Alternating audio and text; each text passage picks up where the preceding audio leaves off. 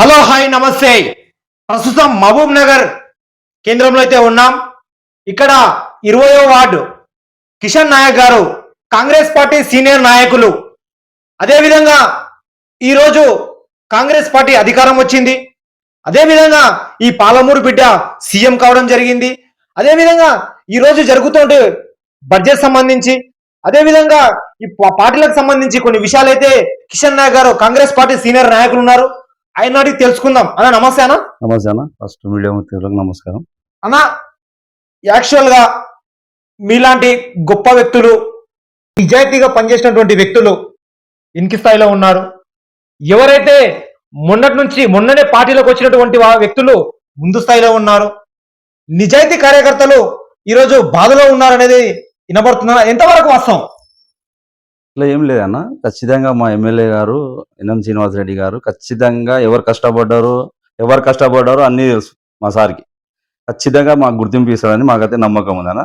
ఖచ్చితంగా మా NM Srinivasa Reddy sir మీద నాకైతే ఖచ్చితంగా నమ్మకం ఉంది అన్న. ఇంకొక విషయం, కిషన్ నాయక్ గారు యాక్చువల్ గా తన జీవితమే ఇండిపెండెంట్ గా తన జీవిత ప్రయాణం కొనసాగించి నెక్స్ట్ అదేవిధంగా కాంగ్రెస్ పార్టీకి వచ్చి ఇదే పార్టీ అంటే మీకు మొదటి పార్టీ ఇదే, చివరి పార్టీ కూడా ఇదేనా, ఇదే కాబోతుందా, లేక అదర్గా పార్టీ మారే అవకాశాలు ఏమైనా ఉన్నాయా? లే అన్న. ఖచ్చితంగా ఇదే పార్టీ నుంచి 2020లో కూడా ఆ రోజు మేము అధికారం లేనప్పుడు కూడా మేము గట్టిగా ఫైట్ ఇచ్చినాను ఈ వార్డులోకి వెళ్ళి. రాహుల్ అనంత్ రెడ్డి బీఆర్ఎస్ లోకి వెళ్ళి నేను కాంగ్రెస్కి వెళ్ళి నిలబడి 150 ఓట్లతో మేము ఓడిపోయినాం అన్న. ఆ రోజు మేము గెలిపని మాకు ఫస్ట్ కన్ఫర్మ్ అయిందే, కానీ గట్టి పోటీ ఇచ్చినాం. ఇప్పుడు కూడా నాకు 20 వార్డు ప్రజలు ఖచ్చితంగా కంగడం కట్టి అన్న బీఫామ్ మీరు చేసుకోవాలి, మీకు గెలిపిస్తాం ఖచ్చితంగా అని అంటున్నారు అన్న. ఇప్పుడు అధిష్టానం ఆదేశించి ఈసారి కిషన్ నాయక్ గారు కంపల్సరిగా మీరు ఎమ్మెల్యే ఎలక్షన్ లో కాంగ్రెస్ పార్టీకి మీ సాహం అంటే నీ చురుగ్గా పాల్గొన్నారు, ఈ విజయంలో కీలక పాత్ర పోషించారు అని చెప్పి మీకు అధిష్టానం టికెట్ కేటాయిస్తే నిలవడానికి రెడీగా ఉన్నారా? ఖచ్చితంగా రెడీ ఉన్నామన్నా. 100% రెడీ ఉన్నాం మేము. మా ఎమ్మెల్యే గారు ఖచ్చితంగా మా పార్టీ అధిష్టానం ఏదిన్నా ఖచ్చితంగా నిలవడానికి దానికి సిద్ధం ఉన్నాం అన్న. ఇంకొక విషయం అన్న, రాజకీయంలో రావడానికి ఎవరిని స్ఫూర్తిగా తీసుకొని వచ్చారన్న మీరు? నా సొంతంగా అంటే నేను రాజకీయంలో వచ్చి ఏదో చేయాలి అన్న. 2014లో నేను ఇండిపెండెంట్ నిలబడిన 14లో. అప్పుడు నాకు రాజకీయంలో ఏం లేదంటే ప్రజాసేవ చేయాలి, నాది సోషల్ వర్క్, ఓకే, నా బిజినెస్ సోషల్ వర్క్, డాక్టర్స్ అవి ఉన్నాయి, సోషల్ వర్క్ చేయాలి, పేద ప్రజలకు మంచిగా ఇది చేయాలి అని ఆ కంకణం కట్టుకొని 2014 వెళ్ళి 2020 వరకు ఇప్పటి వరకు పోరాడుతున్నాం మనం అన్న కౌన్సిలర్ కోసం. నెక్స్ట్ కూడా పోరాడతాం ఖచ్చితంగా. మా ఎన్ఎం శ్రీనివాసరెడ్డి గారు నాకు ఖచ్చితంగా టికెట్ ఇస్తారు, గెలిపి చూపిస్తారు అన్న. ఇంకొక విషయం అన్న, ఇప్పుడు యాక్చువల్గా చెప్పాలంటే 10 సంవత్సరాల్లో పరిపాలించినటువంటి బీఆర్ఎస్ ప్రభుత్వం, అదేవిధంగా 8 నెలలైతే కావస్తా ఉంది కాంగ్రెస్ ప్రభుత్వం వచ్చి. ఈ రుణమాఫీ విషయంలో కొంతమందికి మాత్రం రుణమాఫీ అయింది, ఇంకా మిగతా వాళ్ళకు రుణమాఫీ కాలేదు అనేది ఒక చర్చ అయితే నడుస్తుందన్నా, ఇది ఎంతవరకు వాస్తవం? లేనా అన్న. అందరికీ ఖచ్చితంగా మా గౌరవ ముఖ్యమంత్రి గారు రేవంత్ రెడ్డి గారు ఖచ్చితంగా అందరికీ న్యాయం చేస్తారు. అందరికీ ఖచ్చితంగా రుణమాఫీ జరుగుతుందన్న. నిన్నటి కూడా 1.5 లక్షల వరకు రుణమాఫీ జరిగిందన్న. ఇంకా 15 రోజుల తర్వాత ఇంకా 2 లక్షల వరకు రుణమాఫీ రైతులకు ఖచ్చితంగా న్యాయం చేస్తారని మా గౌరవమైన ముఖ్యమంత్రి గారు రేవంత్ రెడ్డి గారు ఖచ్చితంగా న్యాయం చేస్తారన్న అందరు రైతులకు. ఇప్పుడు ఇంకొక విషయం అన్న, మహబూబ్ నగర్ కాన్స్టిట్యున్సీ ఎన్ఎం శ్రీనివాసరెడ్డి గురించి చెప్పాలంటే మీరు ఏం చెప్తారు ఆయన గురించి? సారు మంచి వ్యక్తి, సార్కు ఉన్న వ్యక్తి. ఎవరు పనిచేస్తలేరు, ఎవరు పనిచేస్తున్నారు అన్నీ కనబెట్టుకున్నాం మా సార్.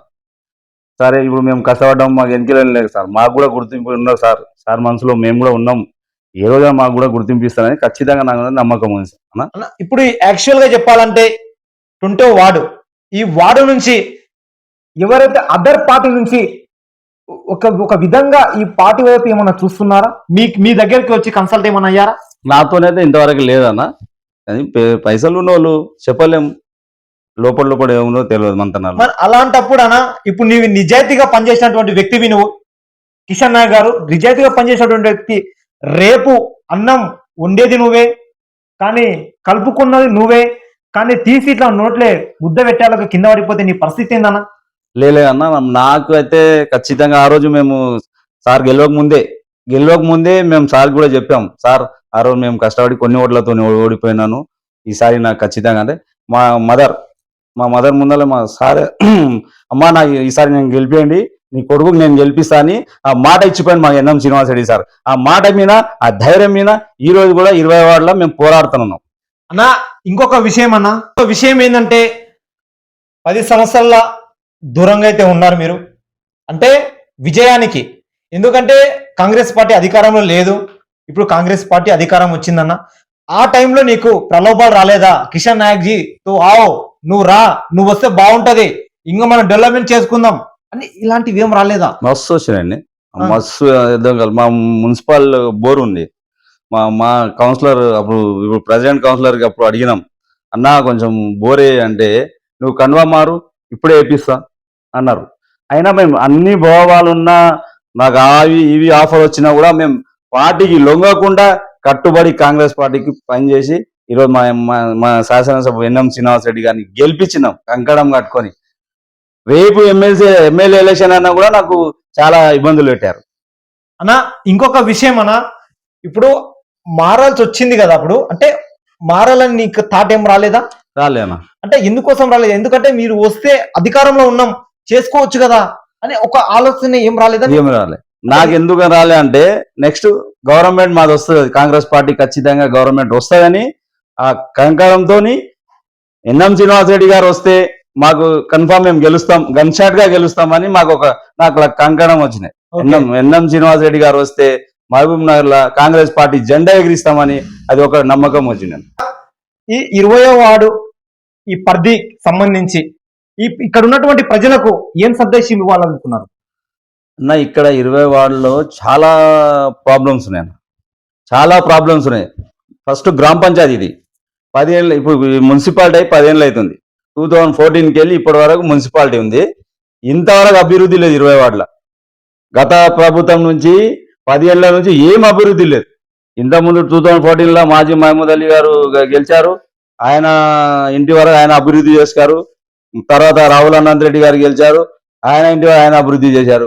ఈ ఏరియా బట్టి ఈ మదీనా బేకరీ సరౌండింగ్ లో, మదీనా బేకరీ అని మా కాలనీలో మదీనా బేకరీ బ్యాక్ సైడ్ 30 ఏళ్ళకి వెళ్ళి ఎట్లా ఉన్నాయి రోడ్లు, ఎట్లా ఉన్న మోరీలు అట్లే ఉన్నాయి. ఇప్పుడు మా ప్రభుత్వం వచ్చింది, ఎన్ఎం శ్రీనివాస్ రెడ్డి గారు వచ్చారు, ఖచ్చితంగా మా కాలనీ అభివృద్ధి జరుగుతుందని అది ఒక నమ్మకం ఉందన్న. అన్న యాక్చువల్ గా ఇప్పుడు అధికారంలో అయితే ఉన్నారు, నేను ఒక విషయం ఏంటంటున్నా, కిషన్ నాయక్ గారు ఇక్కడ నుంచి విజయం సాధిస్తే ఇక్కడ ఉన్నటువంటి 20వ వార్డు ప్రజలకు మీరు ఏం భరోసా ఇస్తారు?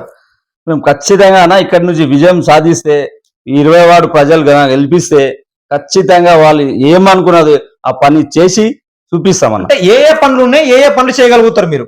సీసీ రోడ్లు ఉన్నాయి, డ్రైనేజ్లు, కొన్ని పింఛన్లు సమస్యలు ఉన్నాయి, lights, water problems, road problems చాలా ఉన్నాయి అన్న మా వార్డులో అయితే. ఇది నేను ఒకటే కోరేది 20 వార్డు ప్రజలకు, ఈసారి నాకు అవకాశం ఇస్తే ఖచ్చితంగా కౌన్సిలర్కి గెలిపిస్తే వాళ్ళకి ఎప్పుడు రుణపడి ఉంటానని కోరుతూ ఈ 20 వార్డు ప్రజలకు, అన్ని కుల సోదరులకు నా ఒక హృదయపూర్వక నమస్కారం.